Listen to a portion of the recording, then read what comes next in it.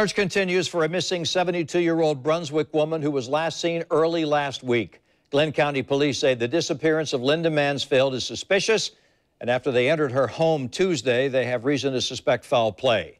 Channel 4's Elizabeth Campbell is joining us live from Brunswick with information on the arrest of Mansfield's son this week and how that could be connected to her disappearance. Elizabeth?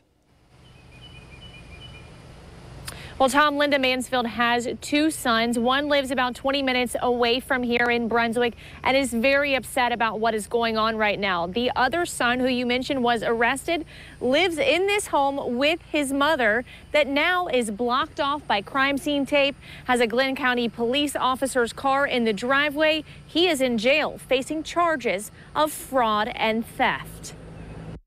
Police continue to search for 72-year-old Linda Mansfield, a Brunswick mother of two.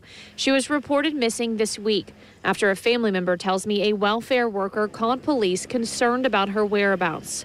Her oldest son, 49-year-old John Roosevelt, lives with her and was arrested Tuesday, the same day his mom went missing. He's facing 5 charges of forgery and 1 charge of theft. The Glenn County Police Department hasn't returned our calls or emails to find out whether these charges are in connection to his mom. Linda's younger son, David, talked to me off camera. He says the last time his family saw his mom was on Mother's Day. His wife can't stop crying, and he says he loves and misses his mom and is hoping his family will soon have some closure.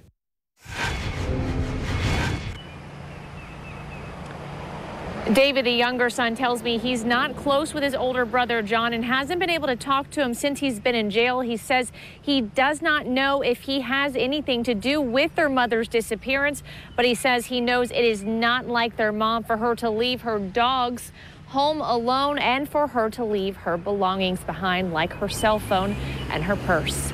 Reporting live from Brunswick, Elizabeth Campbell, Channel 4, the local station. Elizabeth, how big is this search now? Well, Tom, today I asked an investigator how big the search was. He says today they didn't have a specific area, but that they were continuing to investigate. But he did tell me that tomorrow morning at 9 o'clock, they are expecting to have what he says a big amount of people, including people from the community, police, the fire department, all meeting here at 9 a.m. outside of Linda's home and searching within a mile radius. He says if they have to, the next day they'll move that to a 2-mile radius, and then the third day a 3-mile radius. But of course, he, just like everyone else, is hoping for the best. Elizabeth Campbell reporting to us live from Brunswick. Thank you, Elizabeth.